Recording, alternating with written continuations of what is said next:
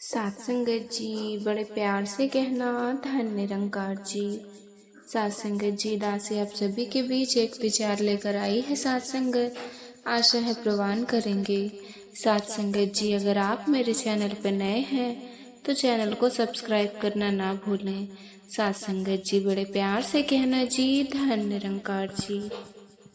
सात संगत जी किसी शहर के पुराने बस स्टैंड के किनारे फुटपाथ पर बिछी हुई सात्संगत फटी पुरानी बोरियों पर एक 15 साल का लड़का लेटा था। सात्संगत उसका नाम किसी को ठीक से पता नहीं था, लेकिन सब उसे सात्संगत जी जय किशोर कहकर बुलाते थे। सात्संगत शायद उम्र से, चेहरे के मासूमपन से, या शायद इसीलिए सात्संगत उसके पास कोई दूसरा नाम पुकारने के लिए था ही नहीं। सात्संगत जय किशोर अनाथ था। उसे खुद नहीं पता था कि उसके माता पिता है भी या नहीं। सात्संगत जब कभी वो अपने जैसे उम्र के बच्चों को अपने माता पिता के साथ हंसते खेलते देखता तो उसके मन में एक टीस उठती। सात्संगत क्या मेरे भी माँ बाप हैं कहीं? अगर है तो उन्होंने मुझे क्यों छोड़ दिया, और अगर नहीं है तो मैं इस दुनिया में अकेला क्यों हूँ? ऐसे सवाल उसके मन में उमड़ते रहे। सात्संगत लेकिन जवाब कभी नहीं मिलता। सात्संगत दिन उसका जैसे तैसे गुजरता था। कभी बस स्टैंड के फुटपाथ पर सो जाता, कभी रेलवे स्टेशन के बाहर।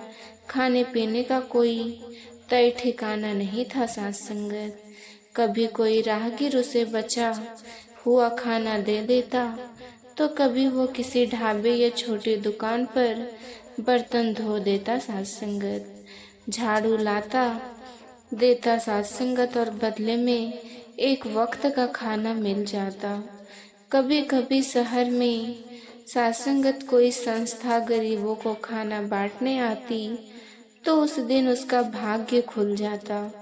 लेकिन ऐसे दिन रोज नहीं होते। सात्संगत और कई बार पेट खाली रह जाता। सात्संगत उसकी जिंदगी में ना कोई लक्ष्य था, ना कोई सपना। बस आज निकल गया तो कल की चिंता। सात्संगत रात में वो आसमान की तरफ देखता, टिमटिमाते तारे गिनता और सोचता काश मैं भी किसी का होता। सात्संगत कोई मेरा इंतजार करता, लेकिन अगले ही पल नींद उसे अपनी सात्संगत जी गिरफ्त में ले लेती। सात्संगत जी उस रात भी कुछ ऐसा ही था। बस स्टैंड के कोने में ठंडी हवा के बीच सात्संगत जय किशोर अपनी पतली सी चादर लिपटा आसमान को देख रहा था। सात्संगत जी इक्का दुक्का लोग आ जा रहे थे, लेकिन ज्यादातर दुकानें बंद हो चुकी थी। तभी दूर से एक बस आती दिखी और स्टैंड के सामने आकर रुक गई। सात्संगत बस से लगभग 50 साल का एक आदमी उतरा। सफेद धोती कुर्ता पहने हुए, चेहरे पर थकान, लेकिन आंखों में एक अजीब सी गरिमा। सात्संगत कंधे झुके हुए थे और पास में 2 बैग थे। सात्संगत जी कंडक्टर ने उसके बैग नीचे रखे और बस चल दी। सात्संगत वो आदमी चारों ओर नजर दौड़ाने लगा, मानो किसी की तलाश कर रहा हो। शायद कोई जो उसका सामान दूसरे गेट तक पहुंचा दे, जहां से आगे का वाहन मिल सके। सात्संगत लेकिन रात का समय था, वहां कोई मजदूर या कूली नहीं था। सात्संगत तभी उसकी नजर फुटपाथ पर बैठे जय किशोर पर पड़ी। वो सीधा किशोर के पास आया और मुस्कुरा कर बोला, बेटा क्या तुम मेरी मदद करोगे? जय किशोर पहले तो थोड़ा चौंका, फिर उठकर बैठ गया। सेठ जी मैं आपकी क्या मदद कर सकता हूँ? मैं तो बस एक बच्चा हूँ। वो आदमी हंसा, बेटा मेरे पास 2 बैग है, एक मैं उठा लूँगा, एक तुम उठा लो। बस स्टैंड के दूसरे गेट तक जाना है, वहाँ से मुझे घर जाने के लिए गाड़ी मिलेगी साथ संगत। और हाँ, तुम्हें इसके पैसे भी दूंगा। जय किशोर ने कंधे उचकाए साथ संगत। चलिए ठीक है सेठ जी। उसने एक बैग सिर पर रख लिया, आदमी ने दूसरा हाथ में उठा लिया और दोनों धीरे धीरे दूसरे गेट की तरफ बढ़ने लगे साथ संगत। रात का सन्नाटा और उनके कदमों की आवाज़ बस स्टैंड में गूंज रही थी साथ संगत। गेट पर पहुंचकर जय किशोर ने बैग नीचे रखा। वो आदमी बोला, बहुत शुक्रिया तुम्हारा बेटा। उसने जेब से कुछ पैसे निकालकर जय किशोर को दिए। जय किशोर के चेहरे पर हल्की सी मुस्कान फैल गई। पैसे कमाना कोई नई बात नहीं थी, लेकिन किसी ने उसे बेटा कहकर धन्यवाद किया, ये बात उसे भीतर तक छू गई साथ संगत। उसी गेट के पास एक चाय की दुकान थी जो रात में भी खुली रहती थी। आदमी ने कहा, चाय पिएगा बेटा? चल बैठ। दोनों साथ संगत लकड़ी की बेंच पर बैठ गए। दुकानदार ने 2 कप चाय रख दी। घूंट लेते हुए आदमी ने पूछा, बेटा तुम्हारे माता पिता नहीं है? जय किशोर नजर झुका ली साथ संगत। सेठ जी नहीं, मुझे तो ये भी नहीं पता कि वो है अभी या नहीं साथ संगत। आदमी ने धीरे से सिर हिलाया। तो फिर तुम कैसे रहते हो? जय किशोर ने एक फीकी हंसी के साथ कहा, बस कभी बस स्टैंड पर, कभी रेलवे स्टेशन के फुटपाथ पर सो जाता हूँ। खाने के लिए कभी कोई खाना बांटने वाला मिल जाए तो खा लेता हूँ साथ संग, नहीं तो भूखा सोना पड़ता है। कभी कभी किसी दुकान में बर्तन धो देता हूँ तो बदले में खाना मिल जाता है। आदमी थोड़ी देर चुप रहा, फिर गंभीर स्वर में बोला, बेटा कब तक ऐसी ही जिंदगी गुजारोगे? जय किशोर ने कंधे उचकाए। जैसे चल रही है वैसे ही चलेगी सेठ जी, इसमें मैं क्या कर सकता हूँ, किस्मत ही ऐसी है मेरी। आदमी मुस्कुरा दिया साथ संगत, लेकिन आंखों में एक चमक थी साथ संगत। यही सोच बदलनी होगी तुम्हें। जय किशोर थोड़ा उलझा, मैं कैसे बदल सकता हूँ?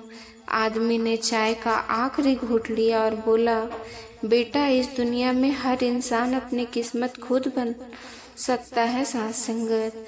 बस एक बार ठान ले कि उसे कैसा जीवन जीना चाहिए और क्या करना है साथ संगत।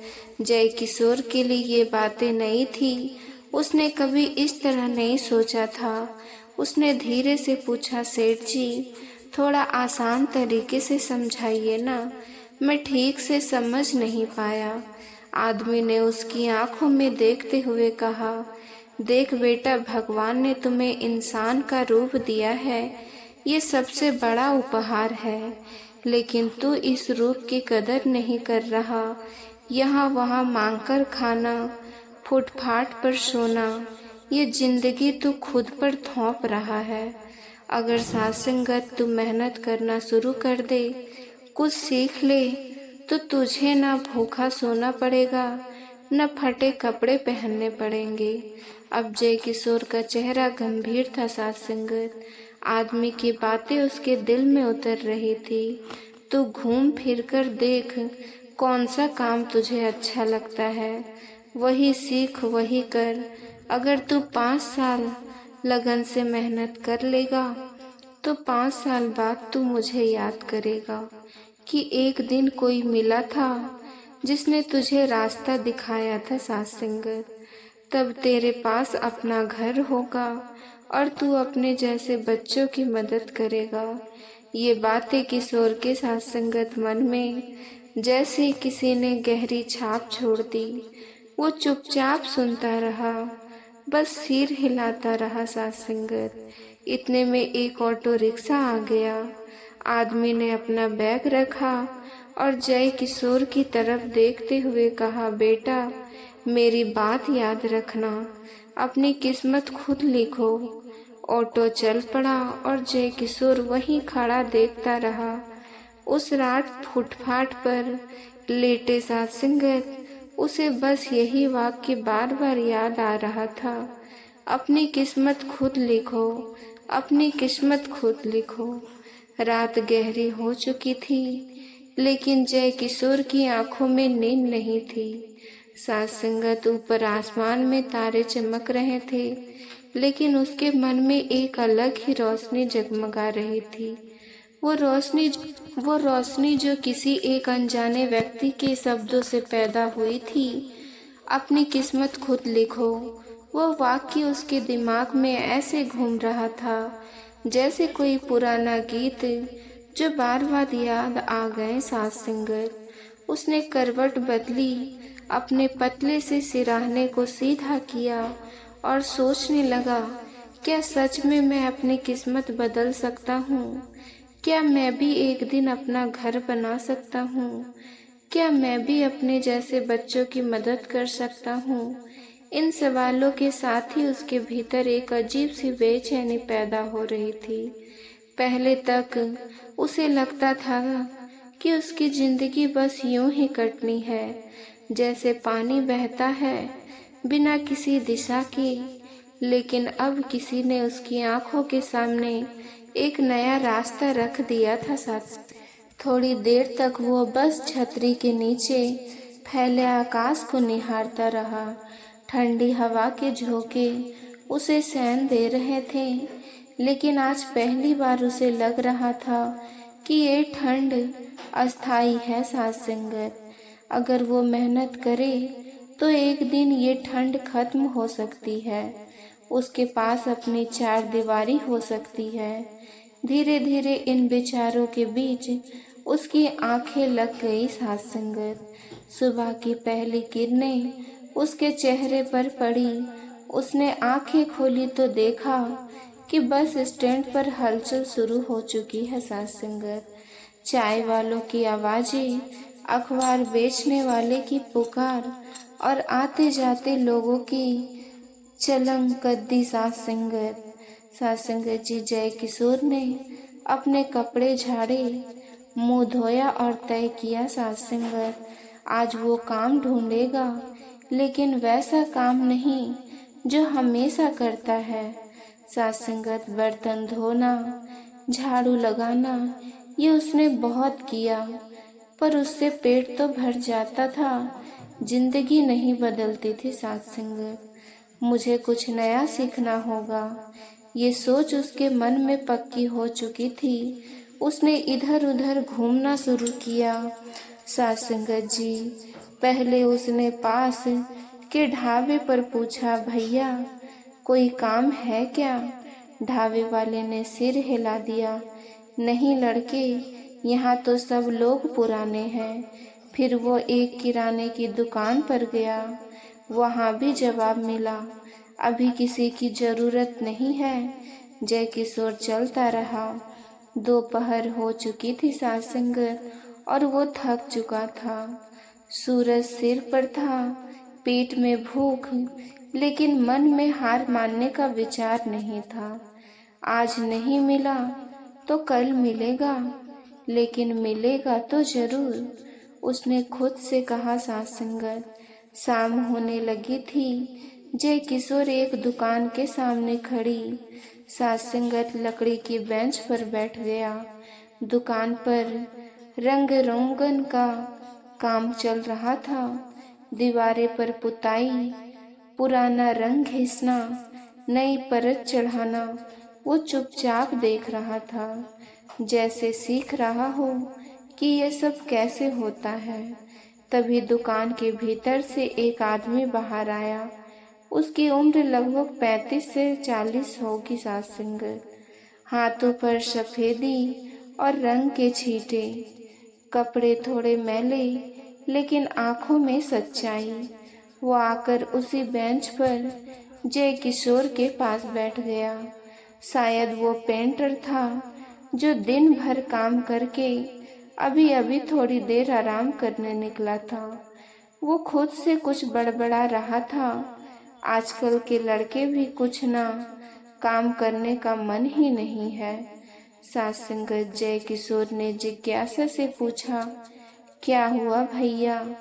पेंटर ने उसकी तरफ देखा और बोला, अरे 10 दिन पहले एक लड़का आया था, खुद कह रहा था कि मुझे काम सिखा दो। मैंने कहा ठीक है सीख लो, लेकिन 10 दिन में 5 दिन आया सास संगत, और आज तो आया ही नहीं। मैंने उसके भरोसे किसी और को भी नहीं रखा, सोचकर यह सास संगत सीख जाएगा, लेकिन बेकार निकला। जय किशोर ने कुछ नहीं कहा, बस सुनता रहा कि पेंटर ने पूछा, तुम यहाँ क्यों बैठे हो? जय किशोर ने सच्चाई से जवाब दिया, सुबह से काम ढूंढ रहा हूँ, लेकिन कहीं मिला नहीं सास संगत। पेंटर ने तो सास संगत अब क्या करोगे? जय किशोर ने बिना हिचके कहा, काम तो करूँगा ही, आज नहीं तो कल पर मिलेगा जरूर। ये सुनकर पेंटर के चेहरे पर हल्की सी मुस्कान आई। क्या करोगे? मेरे साथ काम करोगे? सास संगत जी, जय किशोर की आंखें चमक उठी। हाँ भैया, मैं तो आपको यही कहने वाला था। क्या आप मुझे सिखा सकते हैं ये काम? पेंटर ने गंभीरता से कहा, देख बेटा, अगर सच में काम करना है तो हाँ बोल, वरना अभी मना कर दो। आधे अधूरे मन से कुछ नहीं होगा। जय किशोर ने बिना सोचे तुरंत कहा, नहीं नहीं भैया, मैं मेहनत करूँगा, लगन से करूँगा। पेंटर ने सिर हिलाया। ठीक है, तो अभी से काम पर लग जाओ। पेंटर ने उसे एक रगड़ने वाला औजार पकड़ा और कहा, सास संगत, इससे दीवार को घिसो, पुराना रंग निकल जाएगा और नया रंग अच्छे से चिपकेगा। जय किशोर ने काम शुरू कर दिया। हाथ दर्द करने लगे सास संगत, लेकिन उसने रुकना नहीं चाहा। दिन भर उसने कभी पेंटर को चूना घोल कर दिया, कभी ब्रश साफ किया, कभी दीवार पर पुराना पेंट घिसा। उसके कपड़े पर सफेदी के धब्बे पड़ गए सास संगत, लेकिन चेहरे पर संतोष था। शाम को 5 बजे काम बंद हुआ सास संगत। पेंटर और किशोर उसी बीच बैठ गया सास संगत जी। सास संगत जी, बड़े प्यार से कहना, धन्य निरंकार जी।